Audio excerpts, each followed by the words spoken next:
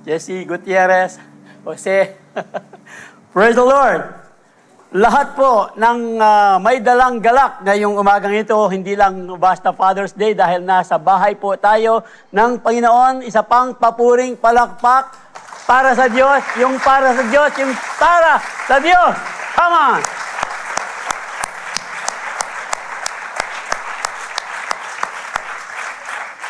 Hallelujah! So tayo po mga tatay, happy Father's Day po sa atin.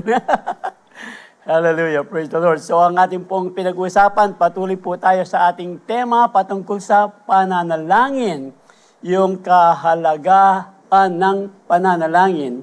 Maniwala kayo po kanita, tayo ba'y naniniwalang tunay na mahalaga ang pananalangin? Kapit na lang mo rin maniwala kayo po. Praise the Lord. Tunay pong napaka-importante talaga. Prayer is very important. The importance of prayer, yung pong ating tema. Dahil na pong prayer nito ay importante because it builds intimacy with God na ating pong pinag-usapan nung unang Sunday po ng June. It builds intimacy with God na ang pananalangin hindi lang po yung Panginoon na laging humihingi. Kaya nga't yung pong Panginoon na paghingi, minsan napapalitan ng yung Panginoon, pag laging humingi, penge noon. Nagiging penge na lang. So hindi po laging, of course, wala naman pong, there's no wrong sa paghingi po sa Panginoon. However, yung pong pananalangin na hindi lang po yung basta paghingi, mas nauna po talaga yung pagkilala natin sa ating Panginoon para mas mabuild po natin yung ating intimacy sa ating Panginoon. Hallelujah. At hindi lang po yung pag nabibuild na po talaga natin, mas nakikilala natin ang Panginoon. Yung pong pag nagkakaroon po tayo ng mga problema, anxiety, ito po yung pangalawang pinag-usapan natin. Prayer brings peace in times of anxiety. So pag meron po tayong mga alalahanin, mga problema, iba't ibang uri, pag tayo po ay nanalangin, dumulog sa Diyos, dahil meron po tayong intimate relationship sa Kanya, alam po natin na kailangan ko munang uminom.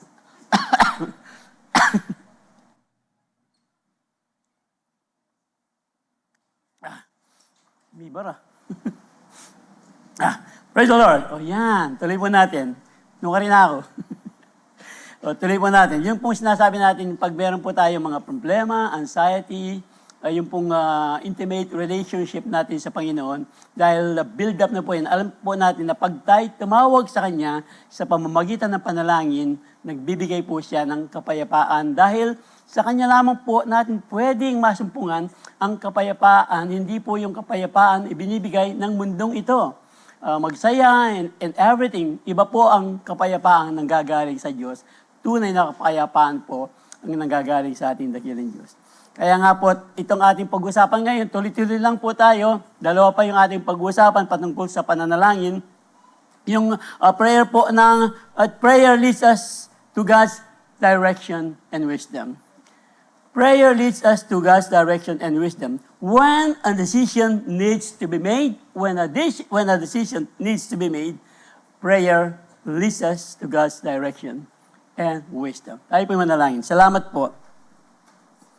Dakilang Diyos, sa magang ito sa isang maikling pagbubulay, pag-aaral ng iyong mga salita na aming pong dalangin, ikaw lamang ang siyang may taas mapuri sa aming kalagitnaan ngayong umagang ito. O dakilang Diyos, ang iyo pong mga anak kasama ng iyong lingkod na gagamitin ay magkaroon ng bukas na puso para po sa iyong mga salitang aming pag-aaralan na ito po ay magbibigay tibay ng aming pananampalataya bagong ang taas-taas ng pagsamba sa iyo o dakilang Diyos. Aming pong dalangin patuloy ang iyong presensya, ang iyong kapangyarihan na patuloy na mapuno sa kalagitnaan po ng sanctuary ito. Kasama po ng aming mga naka-online, ng aming pong mga first-timer o dakilang Diyos na aming pong dalangin na sila rin ay tunay na masumpungan ang kahalagaan ng pananalangin. Ito po, dakilang Diyos, ang aming samot dalangin sa iyong matamis at makapangyarihang pangalan. Kristo Jesus. Kristo Jesus. Come on, Kristo Jesus. Hallelujah. Praise the Lord. Buksan po natin sa talata pong masusumpungan sa James 1, 2-8 po ang ating talatang pag-aaralan. Consider it pure joy, my brothers and sisters, whenever you face trials of many kinds. Kaya po ng ating binuksang mga binuksang mga salita kanina. Consider it pure joy, my brothers and sisters, whenever you face trials of many kinds, because you know that the testing of your faith produces perseverance. Let perseverance finish its work so that you may be mature and complete, lacking anything. Lacking anything. Pagdating po sa verse 5, parang kakaiba itong verse 5 dahil po dito sa mga naunang talata. Pero tignan po natin ang relasyon po ng verse 5. Pagkatapos po ng verse 4, ang susunod, 5. Very good. 100. Okay. If any of you lacks wisdom, you should ask God, who gives generously to all without finding fault, and it will be given to you. Ito po ang ibig sabihin niya. Kasi po, sa mga pagkakataon, ng mga pagsubok na binasa po natin kanina, para po talagang mas maintindihan natin yung pong layunin ng mga pagsubok sa atin. Kung minsan, sabi nga, bakit ka magagalak sa pagsubok? Ito po yung kailangan natin. Kailangan talaga natin ng wisdom para mas maintindihan natin kung ano talaga ang ibubunga ng pagiging magalak, na hindi po masaya, kagalakan. Iba po yung talagang tuwa. Di po yung sinasabi ni Freddy Aguilar. Bali pa po ita? Alam niyo pa ba yung awit ni Freddy Aguilar? Tawanan mo ang iyong problema. Sa mundo po yon. Hindi pwede. Yung pong problema, kagalakan po, hindi tinatawanan. Nakakasunod naman po, ano po ba? Okay, tuloy po natin. Balikan ko lang. If any of you lacks wisdom, you should ask God, who gives generously to all without finding fault, and it will be given to you. Balikan po natin mamaya. Tuloy ko lang po itong mga talata. But when you ask, you must believe and not doubt. Because the one who doubts is like a wave of the sea, blown and tossed by the wind. That person should not expect to receive anything from the Lord. Such a person is double-minded and unstable in all they do. Ito pong sinasabi natin sa mga naunang talata, enduring suffering and growing spiritually is incredibly difficult. It's incredibly difficult. Kaya nga po, dahil nga mahirap, dito po natin, kailangan talagang bigyan ng diin ito pong verse 5. Dahil nga mahirap, hindi mo maintindihan bakit kailangan mong magalak sa gitna ng mga pagsubok, ito pala yon. Kailangan po natin ng wisdom. If any of you lacks wisdom, you should ask God, who gives generously to all without finding fault, and it will be given to you. Kaya lang, meron pa pong kaya lang. But when you ask, kasi nga po, you are asking for wisdom. But when you ask, wag na daw tayong magduda. Believe and no doubt. Kasi po, pag nagdududa ka, umingi ka, tapos nagdududa ka, ibig sabihin, hindi mo ma-receive. Kasi nga, pinagdudahan mo yung panalangin mo. Nanalangin ka, tapos, totoo kaya, nangyayari. Pag tayo po'y umingi, nanalangin sa Diyos, maging 100% po yung ating paniniwalang bibigay nga ng Diyos. Kasi po, kung hindi daw ganoon, ang sabi ng verse 8, such a person is double-minded and unstable in all they do. When you ask, you must believe and not doubt, because the one who doubts is like the wave of the sea, blown and tossed by the wind. So alam po natin, para daw, alon na talagang walang tiyak na patutunguhan. Walang tiyak na patutungan. Kaya nga po, when we ask for wisdom, ito po ang gusto ng Diyos, buong-buo, walang pagdududa. Kasi nga, believers, sabi ko nga po kanina, when a decision needs to be made, believers should use prayer to seek direction, clarity, and wisdom when making critical life decision. Dahil talaga pong napaka-importante ng pananalangin. Ang sabi nga po, narinig natin kagabi sa ating senior pastor, a prayerless Christian is a powerless Christian. A prayerless Christian is a powerless Christian. And a prayerful Christian is a powerful Christian. Amen. Kahambal po ng pagiging mananampalataya ang pananalangin, kagaya po ng pagsamba sa Diyos. Remember po, I said one time, to be a Christian without prayer is no more possible than to be alive without breathing. Pag Kristiyano ka, hindi ka nananalangin, para kang nabubuhay na hindi ka humihinga. Hindi po pwede. Kakambal po ng pagiging Kristiyano, mananampalataya, ang pananalangin. Kahit po talagang hindi pa mga born again, hindi pa Kristiyano, nananalangin po sila, marunong po silang manalangin. Kaya nga tayo po, higit lalo tayo ngayon. Dahil alam na natin na ang kapangyarihan, kahalagahan ng pananalangin, ito po, kailangan talaga nating paniwalaan, walang pagdududa, na pag tayo ay nanalangin, tutugon ng Diyos sa ating mga panalangin. Come on! Tatlong Bible character po ang ating pag-aaralan kung paano po sila nanalangin dito po sa ating pag-uusapan. So madali lang po ito, madali talo pero mahaba po yung kanilang kwento. So babasahin po natin yung kwento ng mga tatlong lalaki, magigiting na lalaki ito. Prayer is very important po kasi nga it leads us to God's direction and wisdom. So, sino po ang pwede natin gayang manalangin? Pray like King Solomon prayed. So, kilala po natin si King Solomon.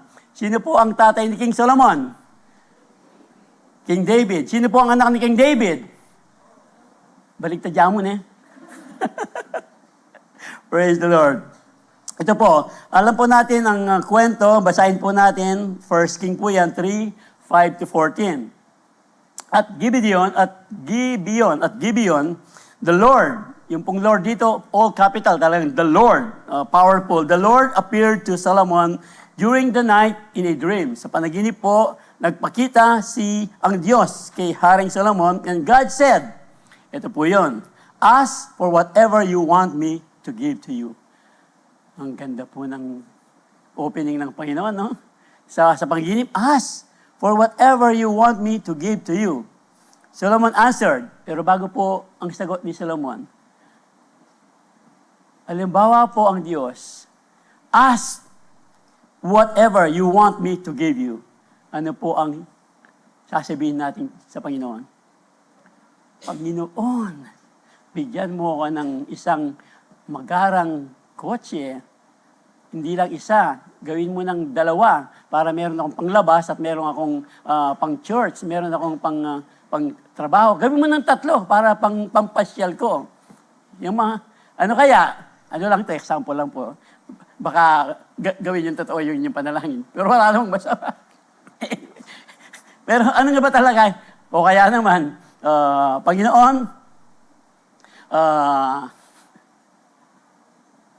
hindi, kasi naalala ko lang yung love your enemies eh. Love your enemies. Panginoon, yung enemies ko, ano kaya ang iniisip niyo? Panginoon, yung naninira sa akin. Panginoon, yung aking boss na talagang sobrang sungit. Yung aking teacher, talagang parang wala na akong ginawang tama sa kanya. Yung aking nanay, yung aking mga anak, yung aking, ano pa ba? Ano ang ipapanalangin nyo? Pero ito po, tignan natin kung ano ang hiningi ni Haring Solomon. Ask for whatever you want me to give to you. So tayo po nakakaalam kung ano po ang pinapanalangin natin sa Panginoon. Kaya nga po, pag-aaralan natin, ito pong mga tatlong lalaking ito, kung paano po sila humingi sa Diyos. Solomon answered, you have shown great kindness to your servant, my father David, because he was faithful to you and righteous and upright in heart. You have continued this greatness to him and have given him a son to sit on his throne this day. Siya po yun, si Haring Solomon. Now, Lord, my God, you have made your servant king in place of my father David. But I am only a little child, and do not know how to carry out my duties. At this time po, ang edad po ni Solomon sa kanyang pagiging hari nasa between 20 to 25, according po sa mga Bible scholars. Dahil nga, bata pa siya, I am only a little child. Hindi po talaga child na child. Meron pong dalawang batang-batang lalaki na naging hari po. Sino ba? Kilala niyo sila, si Joas, tsaka si Josiah. Josiah, 8 years old nga ba, tsaka si Joas, 7 years old, pero naging successful po silang mga hari.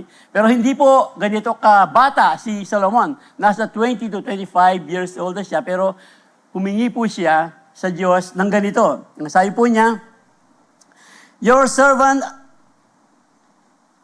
is here among the people you have chosen, a great people too numerous to count or number. So sobrang dami na po. Alam mo naman po natin ang pangako ng Diyos kay Abraham, bilangin mo ang mga bituin. Ang sabi po ni ganyan kadami ang magiging iyong lahi, ang sabi po ng Diyos kay Abraham. So talagang sobrang dami na po ang pinangungunahan ni Solomon dito. Even when Joshua, yung pong successor ni Moses, remember po, nung ilipat kay Joshua yung pangangalaga, nasa over 3 million na po yung mga pinangungunahan ni Joshua. Tama? Tama, ne? Joshua, ne? Okay, praise the Lord. Tuloy po natin. So, balikan ko lang, si Solomon is about 20 to 5 years old. So, ang kanya pong panalangin, so, give your servant a discerning heart to govern your people and to distinguish between right and wrong. Ito pala ang, hindi humingi si Solomon. Ang dami niyang dapat hingin, hindi ba? Naalala ko lang po, wala po dito sa ano. Naalala ko lang po kasi yung isang mag-asawa, nasa 60 years old na sila, yung lalaki. Tapos, meron po siyang ipinanalangin sa Diyos dahil siguro Father's Day, no? Lord, ano lang po, kwento lang ito wala po sa Bible. Kwento lang, sabi niya, dahil 60 years old na silang mag-asawa, nasa edad na rin, senior na, ang sabi ng lalaki, Lord, total Father's Day naman bukas, pwede ba sa aking panalangin, gawin mong 30 years old younger yung aking asawa? Kasi pareho na silang 60. Pwede bang gawin mong 30 years younger yung aking asawa, ang sabi po ng lalaki. So, true enough, pagkagising, naging 30 years younger yung kanyang asawa. Nagsalamin siya, 90 years old na pala siya. Sige po, bukas na kayo maili, na yung haliwa.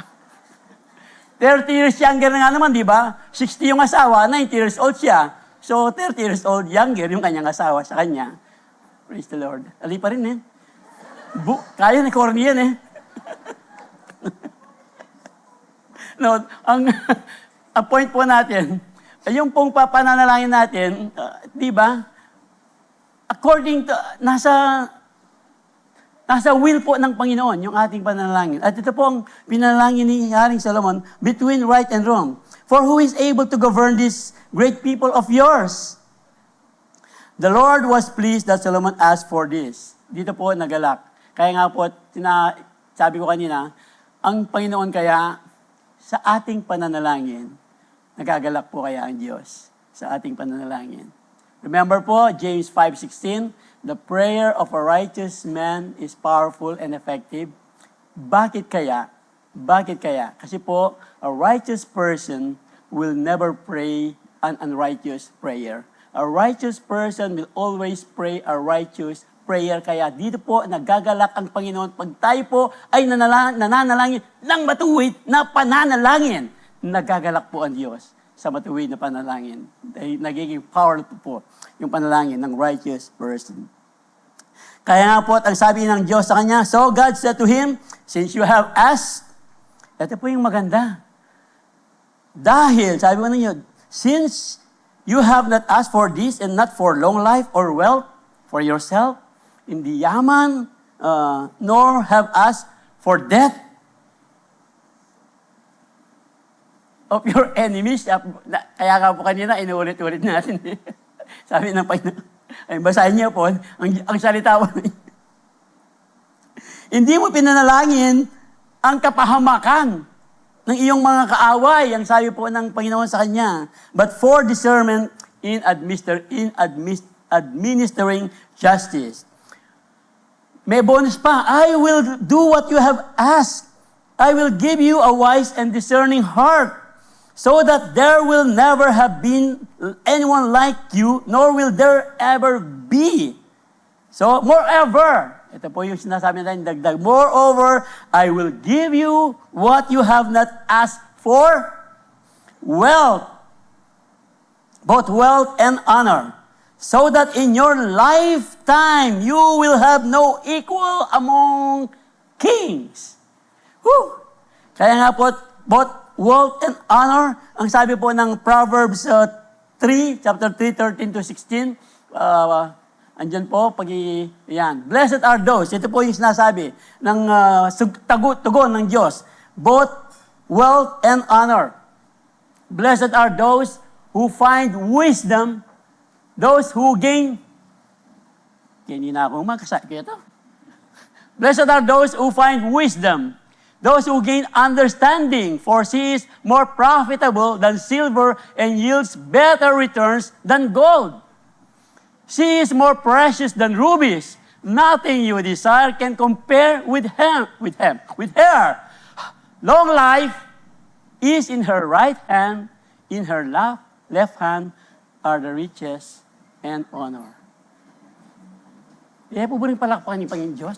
Bala mo, alita mong masyuelo, kaya hindi pong pangako ng Diyos. Pag tayo po'y nananalangin na talagang righteous prayer, kahit po yung hindi daw natin ipinanalangin, ibibigay pa rin ng Diyos bilang bonus.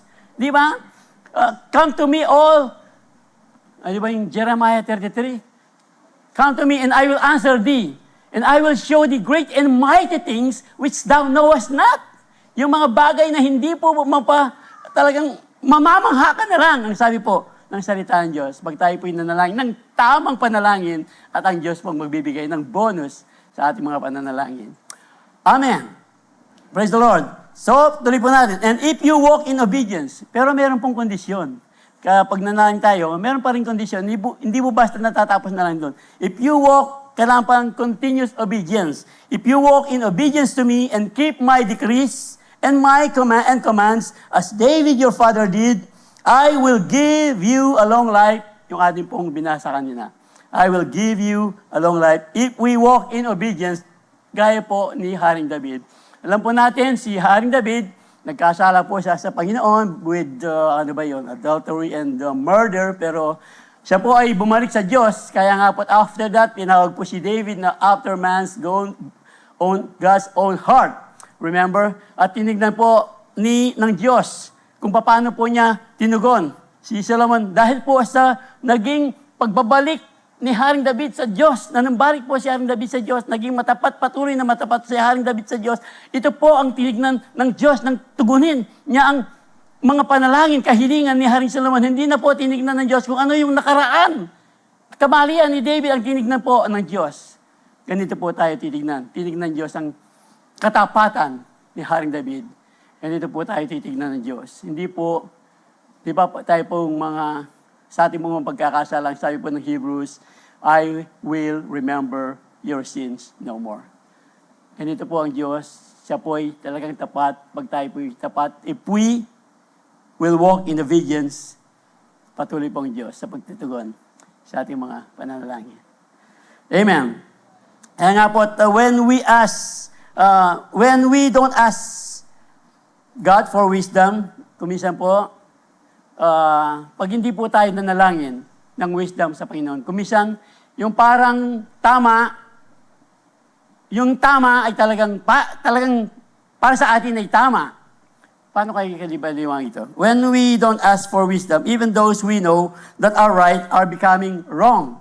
Nagiging mali po yung mga tama. Paano po? Isang halimbawa lang.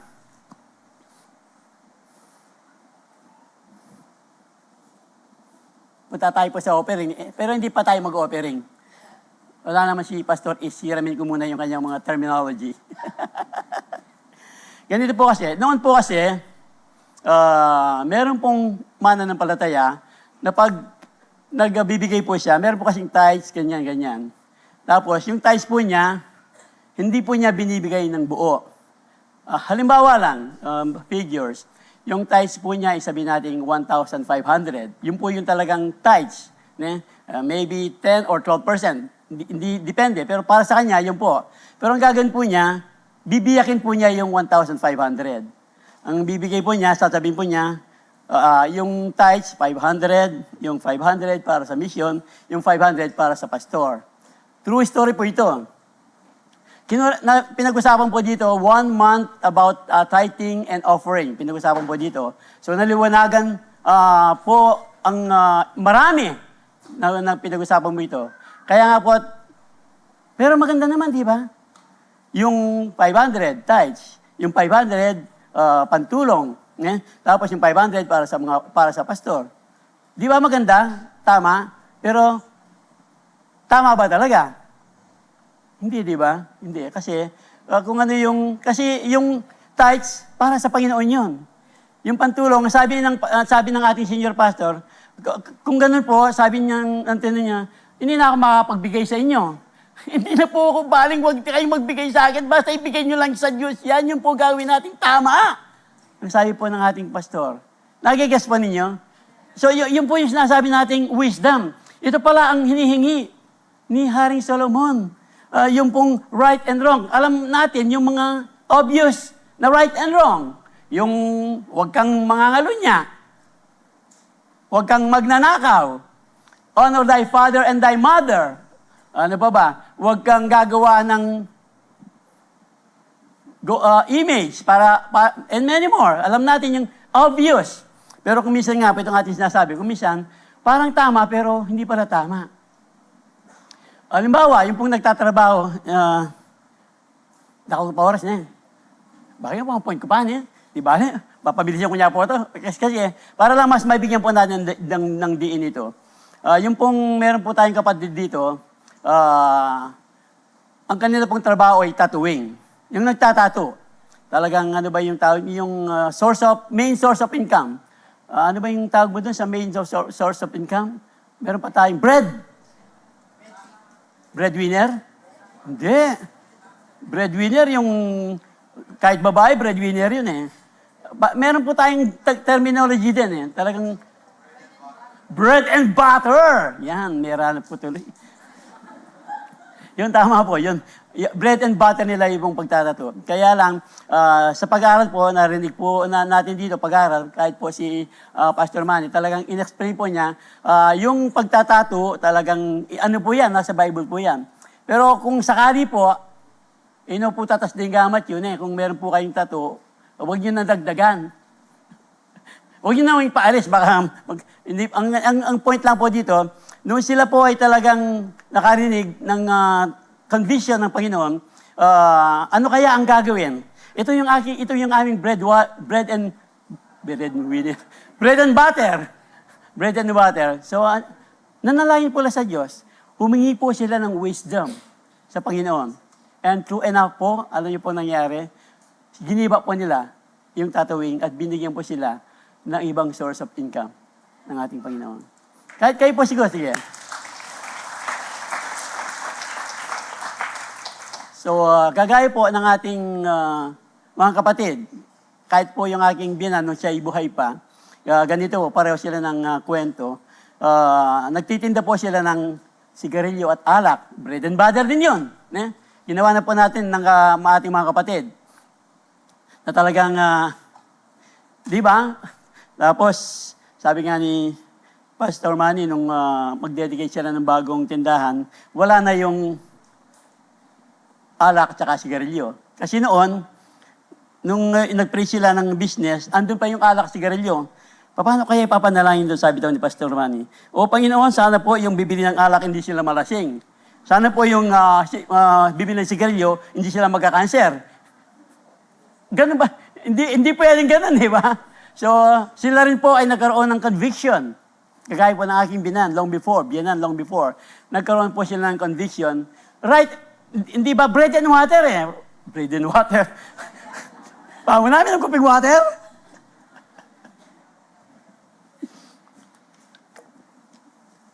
Okay, excited ko po kasi yan. Sige, bagya-bagya ka, Jack. Pastor Jack. Bagya-bagya ka. Yung palasan, bakit yung mga talanta. So, yung bread and water po nila, yan naman yan! Yung bread and butter, okay, yung bread and butter, sinuko po nila dahil nagkaroon po ng conviction nga, namingi po siya ng wisdom. At ang Diyos po ang nagpalit ng ibang produkto. Gaya po ng aking binanoon, yung pong, pati po yung pagsasara kasi noon, yung pagsamba ay araw ng linggo lang. Long before, hindi po gaya natin ngayon. Meron tayong 4, meron tayong Sabado, meron tayong Miyerkules. Pero noon, Sunday lang. So, Sunday, bread and butter. Yan, bread and butter. Mabili pag Sunday. Pero dahil nga po nagkaroon ng conviction, ginawa po niya, sasara ko ito. Ng Sunday, sasamba ako. So, Lunes pa lang, yung kita niyang Sunday, binabalik na ng Diyos ng Lunes. Ganito po ang hinihingi ng Diyos. Pag tayo po ay humihingi ng panahon, yung magkakaroon po tayong discernment between right and wrong. Alam natin, tama siya, pero tama ba talaga? Hindi naman, yung pong halimbawang binigay natin, sige, yung mga dalaga na lang, meron isa inyong nanliligaw. Wow! Guwapo. Kininto ko na yata yun, Lord, kagwapo na, pero aliya Christian, Pero merong nanliligaw din, hindi naman siya gwapo, pero Christian. Talagang ideal. Sino kaya sasagutin ko? Lord, sagutin ko lang yung gwapo kasi pwede namang ipanalangin para maging Christian. Pero yung hindi gwapo, kahit mag-fasting pa ako, wala nang pag-asa yun. Grabe.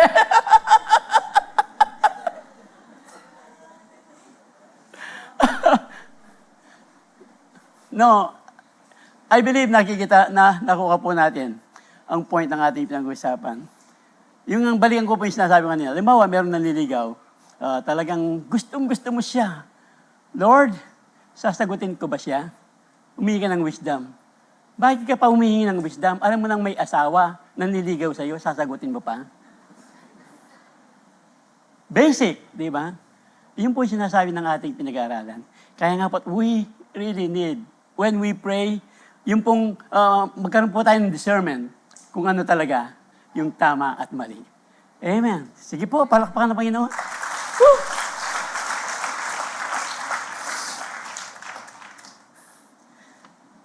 Pag hindi talaga tama, huwag nang ipilit kahit gusto mo pag hindi talaga tama. Kasi po si Solomon, alam naman natin, hindi siya nanalangin ng wealth, power, or revenge sa kanya pong mga kaaway. Ang hiniling po niya, discerning heart to govern His people.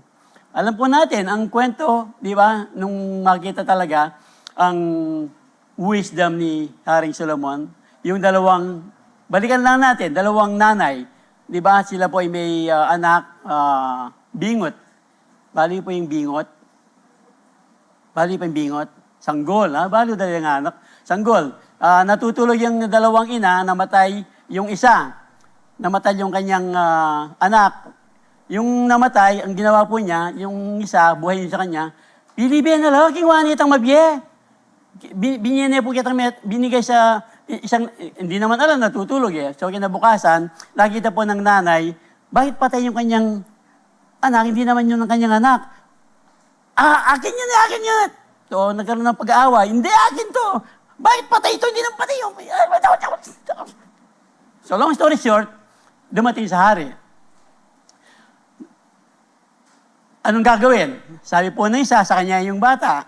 Sa kanya, patay na. O ang kwento, alam naman natin, kumuha ng espada! Biyakin yung bata niya!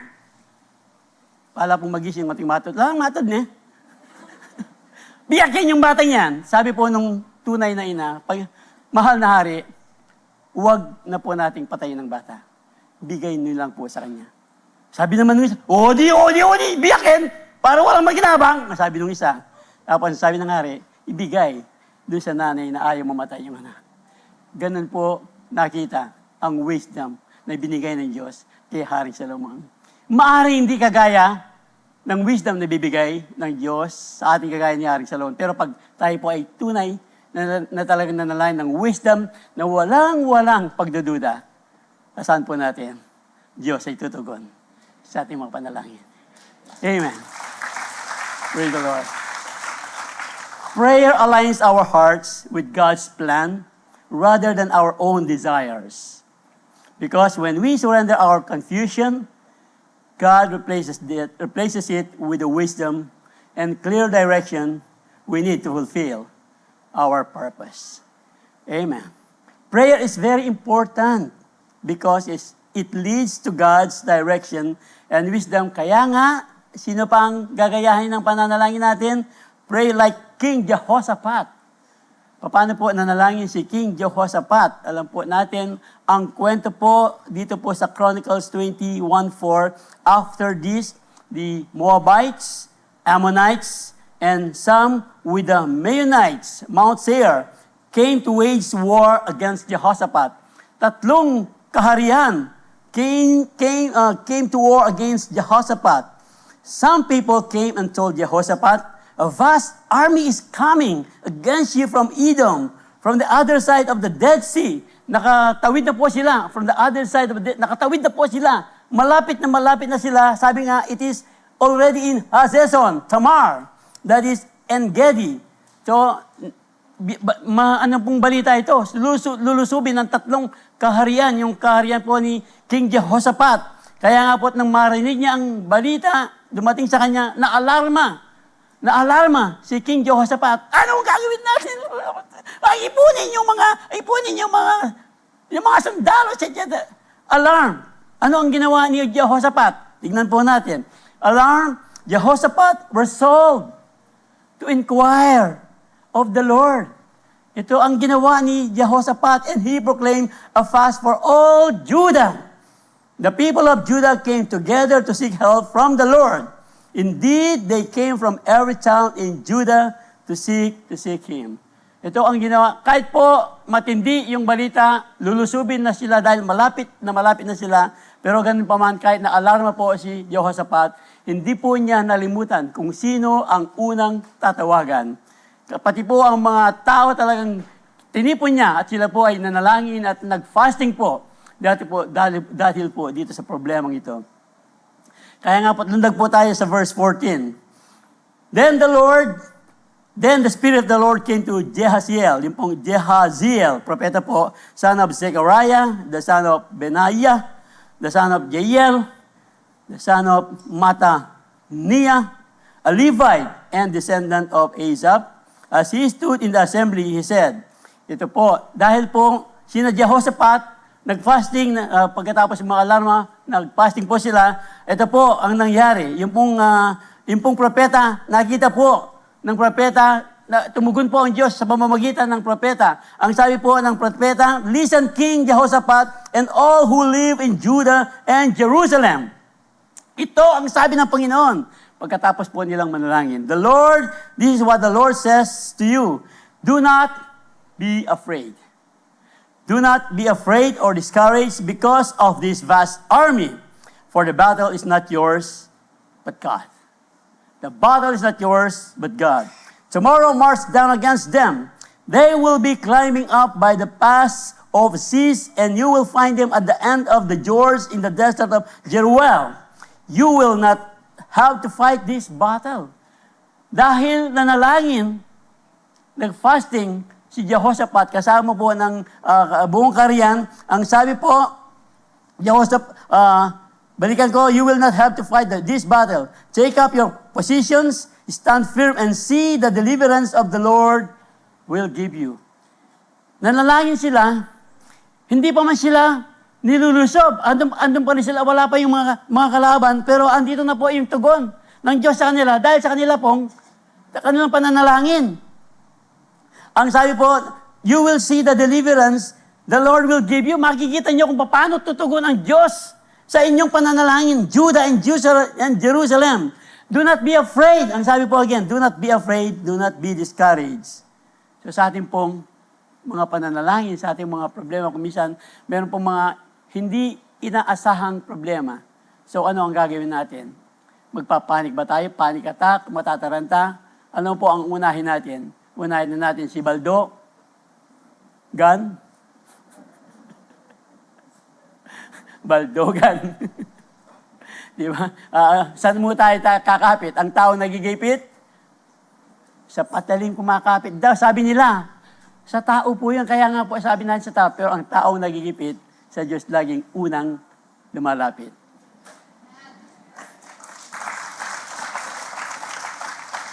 Praise the Lord. Then some Levites from the Kohathites. Ito pala talaga mga one-tites niya. The Levites from the Kohathites and Korahites. Hindi po, talaga pong, kinuha po talaga yung tithes. Pero hindi binubulsa, no? Hindi po binubulsa yung Kohathites. Sila po yung mga Levites. Sila po yung nagkakolect ng mga tithes during those time. Kaya nga po, Kohathites po ang tawag sa kanila. And Korahites.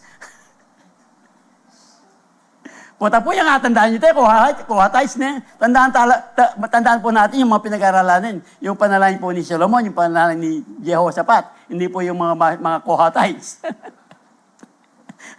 Okay. Pero totoo po sila. Korah stood up and praised the Lord, the God of Israel, with a very loud voice. Dito pa lang talagang, dahil alam nilang, tutugunan ng Diyos, doon pa lang, they already praise the Lord. Praise the Lord! Tagumpay na tayo! Praise the Lord! Sumagot na ang Diyos sa ating mga panalangin. Praise the Lord! Praise the Lord! Praise the Lord! Wala mo ako maniwala! Amen. Early, ito po, kaya po, sa kanilang pagtugon, di ba? Balikan ko po itong maganda po ito. Judah and Jerusalem, do not be afraid, do not be discouraged. Go out to face them tomorrow, and the Lord will be with you. So, ano pong ginawa ni Jehoshaphat? Nung narinig po niya talagang panalo na sila, pero hindi pa rin tumigil sa pananalangin si Jehoshaphat.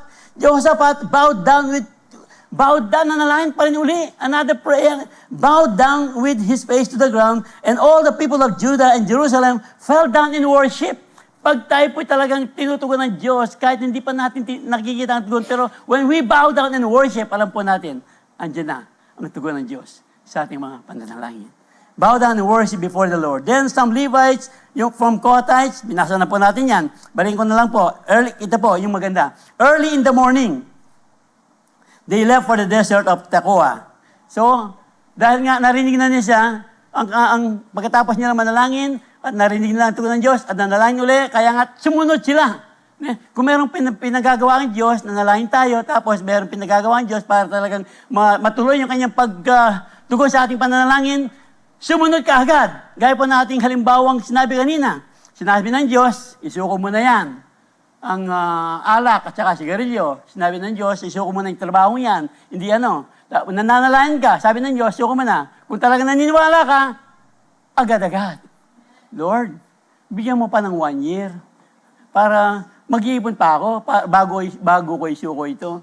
Pero ito pong ating pinag-aaralan, agad-agad po ay nihintay ng Diyos sa ating pagsunod sa Kanya. Early in the morning, they left for the desert of Tekoa. As they set out, Jehoshaphat stood and said, "Listen to me, Judah and people of Jerusalem. Have faith in the Lord, your God, and you will be upheld. Have faith in His prophet, and you will be successful." After consulting the people, Jehoshaphat appointed men to sing to the Lord and to praise Him for the splendor of His holiness as they went out at the head of the army. Parang nakakapagtaka, no?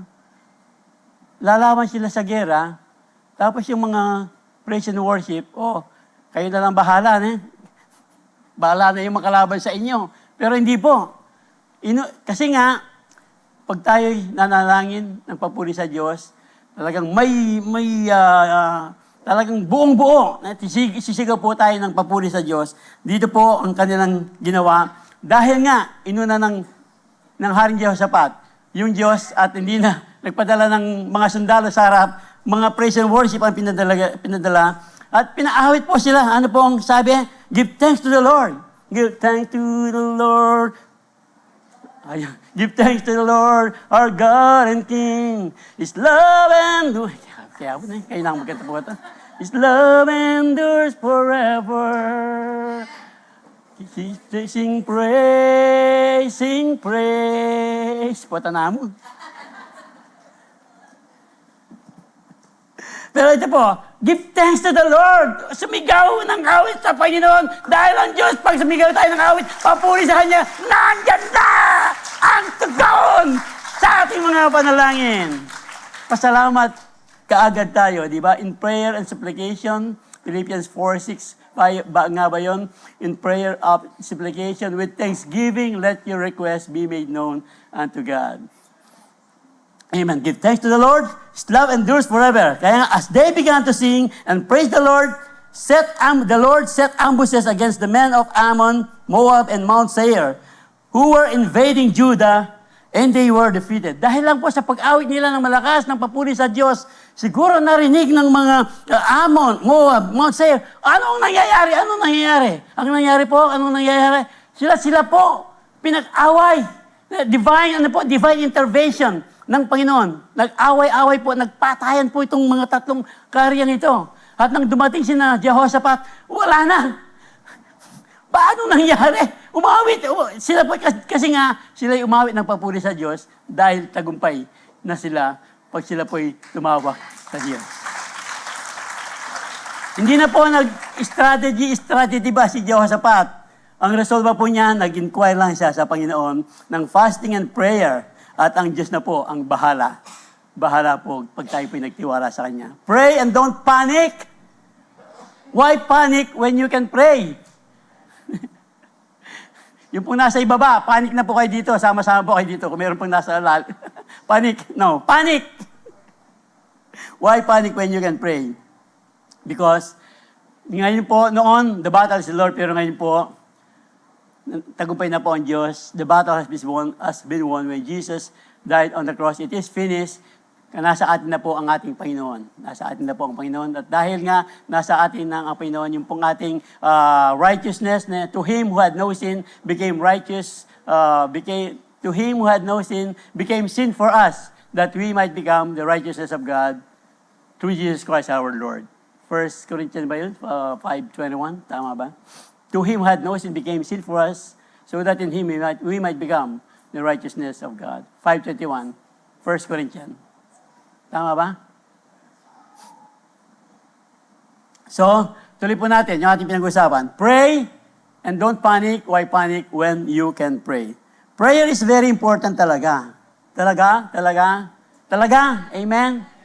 Kaya nga, because it leads us to God's direction and wisdom. Prayer is very important because it leads us to God's direction and wisdom. Kaya nga, sino pang susundan natin sa panalangin? Nehemiah. Pray like Nehemiah. Pray like Nehemiah. Yung pong prayer po ni Nehemiah, ito po yung kanyang dinemonstrate po niya ang talagang seeking God's wisdom and direction. At nagkaroon po ito ng create bridge between divine planning and bold organized action. So alam po natin ang kwento, yung pong walls of Jerusalem, dahil po doon sa capture, pagka-capture po nila, talagang na-capture po sila, na-exile, etc. Maraming kwento. Pero ito po ang nangyari, basahin po natin. The words of Nehemiah, the son of Akaliah, in the month of Kislev, in the 20th year, while I was in the citadel of Susa, Hanani, one of my brothers, came from Judah with some other men, and I questioned them about the Jewish remnant that had survived the exile. Yung pong nilang pagka-exile, yung pong mga lahat ng nag-survive dito, and also about Jerusalem. Jerusalem, they said to me, those who survived the exile, nakasal po kasi yung mga Israelites, those who survived the exile and are back in the province are in great trouble and disgrace. Bakit kaya? They are in great trouble and disgrace. Kasi po, ito po yun. The wall of Jerusalem is broken down. The wall of Jerusalem is broken down. Its gates have been burned with fire. When I heard these things, I sat down and wept for some days. Maraming araw. Nalungkot talagang si Nehemiah. I mourned and fasted and prayed before God of heaven. Kasi po, noon po, pag talagang wala pong walls, ang syudad, ano po ito, talagang it is a shame. Wala po silang tagapagtanggol, wala silang tanggulan. Lagi silang pwedeng sakupin ng kahit na mahina man ng kaaway dahil wala silang walls. Madali pong pasukin ang kanilang syudad. Ito po ang iniiyak ni Nehemiah. Dahil naging vulnerable po ang Jerusalem. Naging vulnerable ang Jerusalem. This is a national shame para po sa Jerusalem. Spiritual despair. Kaya nga po, ito po yung parang divine judgment sa kanila pong bayan. Utter disgrace for the Jews, for the Jewish. Kaya nga po talagang lungkot na lungkot si Nehemiah. Ano po ang pinalangin ni Nehemiah? For some days I mourned and fasted and prayed before the God of heaven.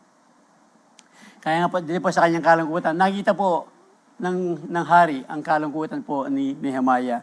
Dahil si Nehemiah po ay naging governor din, pero dito po sa ating binabasa, siya po ay cupbearer. In the month of Nisan, in the month of Nisan, hindi na parang Nisan kantan eh. Pero may lakuan na wataring BYD eh. May Nisan eh. Okay. Buminas ko karing Nisan na rin. In the 20th year of King Artaxerxes. When wine was brought for him, so I took the wine, so kaya nga po't kabersia, and gave it to the king. I had not been sad in his presence before. Lagi pong masaya joyful po si Nehemiah. Pero during that period, dahil nga sa nangyari po sa walls of Jerusalem, lungkot na lungkot po si Nehemiah. Kaya nga sabi ng hari sa kanya, bakit napansin po talaga ng hari, why does your face look so sad? Hindi ka man masakit, where you are not ill. This can nothing be but sadness of heart. Nakita po ng hari ang talagang kalungkutan ni Nehemiah. I was very much afraid, ang sabi po ni Nehemiah. But I said to the king, ganun pa man, may the king live forever. Why should my face not look sad when the city where my ancestors are buried lies in ruins, and its gates have been destroyed by fire? So nakita po, naintindihan ng hari ang sitwasyon ni Nehemiah. Kaya nga, ang sabi po ng hari sa kanya, the king, and I answered, the king, sabi po, the king said to me, what is it that you want? Parang yung kanina kay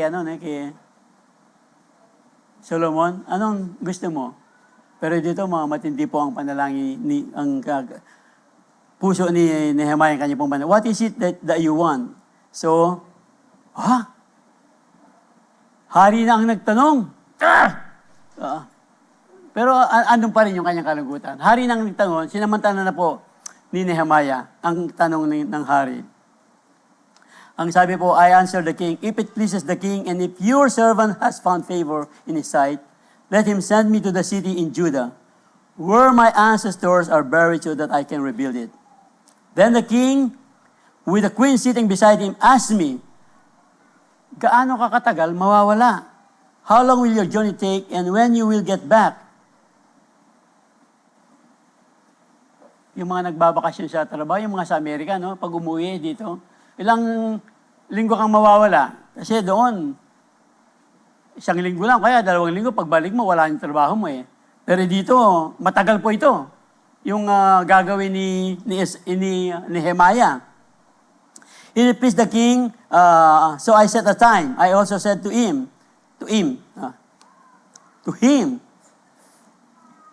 if it pleases the king, karakal na kaya, karakal na request. Ayan po, nababasa natin.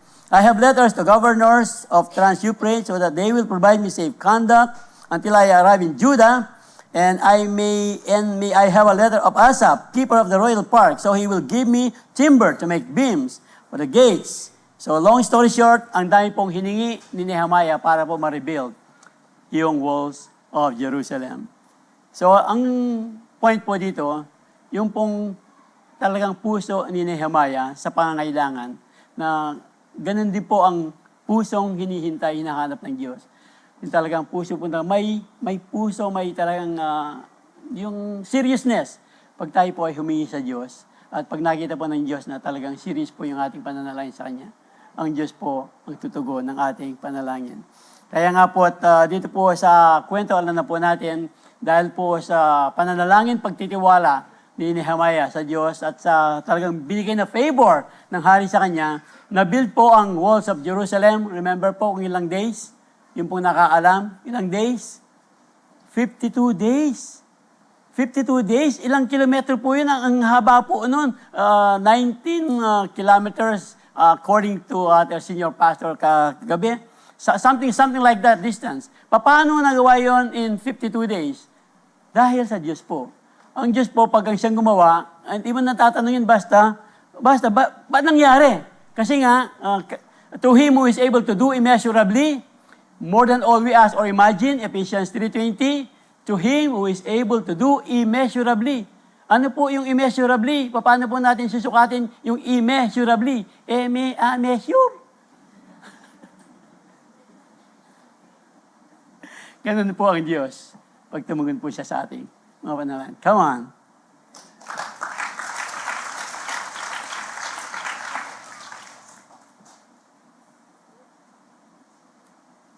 Praise the Lord. So magtatapos na po tayo. Okay na ako. 5 minutes na lang ako. Pero ganun pa man po. Yung pong balikan lang natin. Yung pong mga panalangin na pinag-aaralan po natin. Paano nga ba tayo talaga mananalangin? So, doon po, yung pananalangin, the battle is the Lord. Pero ngayon po, alam naman natin, sinabi natin kanina, nasa atin na po ngayon ang battle. Ang battle nasa atin na po dahil nga sa ginawa ng ating Panginoon. Doon sa krus ng Calvary, it is finished. Kaya ngayon po, greater is He that is in me. 1 John 4:4. Greater is He that is in me than he that is in the world. Greater is He that is in me than he is in the world. Pray before you plan. Ang sabi po ng ating pinag-aralan. God gives favor and wisdom. Prayer rebuilds broken walls. Prayer, broken walls, broken relationship, marriages, sa mga companies, friends. Pag dinala po natin yan sa panalangin, they will be restored. Ang sabi po ng salita ng Diyos. Dahil po ang favor and wisdom galing po sa ating Panginoon. Kaya nga lang po, sabi nga kanina, when we need to make decision, especially critical decision, huwag po natin kalilimutan, nahin natin ang Diyos. Humingi sa Kanyang wisdom. Turn to the Lord for help in everything you do, and you will be successful. Yun lang po. Turn to the Lord for help in everything you do, and you will be successful. Ano ang pinanalangin ni Nehemiah, ng ating mga pinag-aralan? Solomon, Jehoshaphat, Nehemiah. Na ganito rin ba ang ating magiging panalangin? Kayo po, ano po ang inyong papanalangin? Meron tayong mga pinapanalangin pa sa Diyos hanggang ngayon. Pero ano po yung mga panalangin niyan? Yung prayer po ni King Solomon, prayer po yan ng discernment, prayer ni Jehoshaphat, prayer po niyang deliverance, prayer po ni Nehemiah, prayer of defense. Ito po ang hinihingi ng ating pinag-aaralan. We pray like Solomon prayed for discernment, Jehoshaphat for deliverance, and prayed like Nehemiah, prayed for defense. Pero ano po talagang mas pwede nating sundan? Sino po ang nagbigay ng turo kung paano po manalangin? Sabi po ng mga disciples, remember, teach us to pray. Ano po ang sabi ng Panginoon? This is how you pray. Remember, ano po yung prayer? The Lord's Prayer. Our Father, who art in heaven, hallowed be your name. Unahin po ang pagtawag sa Diyos, ang papuri sa Kanya, sa ating pong panalangin, gaya po na ating sinabi kanina, your will be done. Panalangin po ni Jesus. Pray like Jesus prayed. Ang panalangin po niya, not my will. Di ba remember po, Jesus is our best model for prayer because he prayed before big decision, taught us to seek God's will over our own, and he brought honest surrender. Ito po yung honest surrender in Gethsemane with, not my will, but yours be done. He shows us prayer isn't about demanding, it's about alignment. When we pray like him, we get direction and peace in the middle pressure. Hallelujah. So, paano po tayo mananalangin? Pray like Jesus prayed. Pray like Jesus prayed. We need to ask always wisdom sa ating pong Panginoon.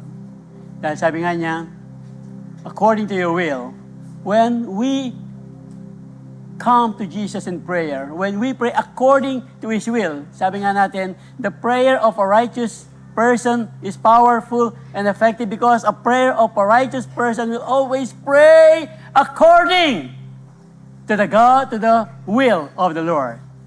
Salamat po, dakilang Diyos, sa umagang ito. Hallelujah, hallelujah. Sa iyong pagtuturo kung paano kami manalangin. Higit sa lahat, kailangan po namin ang kaalaman ng gagaling sa iyo na sa aming pananalangin, kagaya ni Haring Solomon, Jehoshaphat, Nehemiah, higit lalo o Diyos sa iyong pagtuturo sa amin na lagi kaming lumapit sa iyo sa pananalangin, sa pagtitiwala na kung kami lalapit sa iyo, lagi kang andyan para tumugon sa aming panalangin. Salamat po, O Diyos. Ito po ang aming samat dalangin sa iyong matamis at makapangyarihang pangalan. Kristo Jesus. Amen. Amen. Amen. Praise the Lord. Tatanggap po tayo ng banal na hapunan at habang pong tayo tumatanggap ng banal na hapunan, ito pong awit na ito, we pray for wisdom. Give me vision and wisdom. Lagi po natin sa ating puso habang po tayo tumatanggap ng banal na hapunan. Hallelujah. God,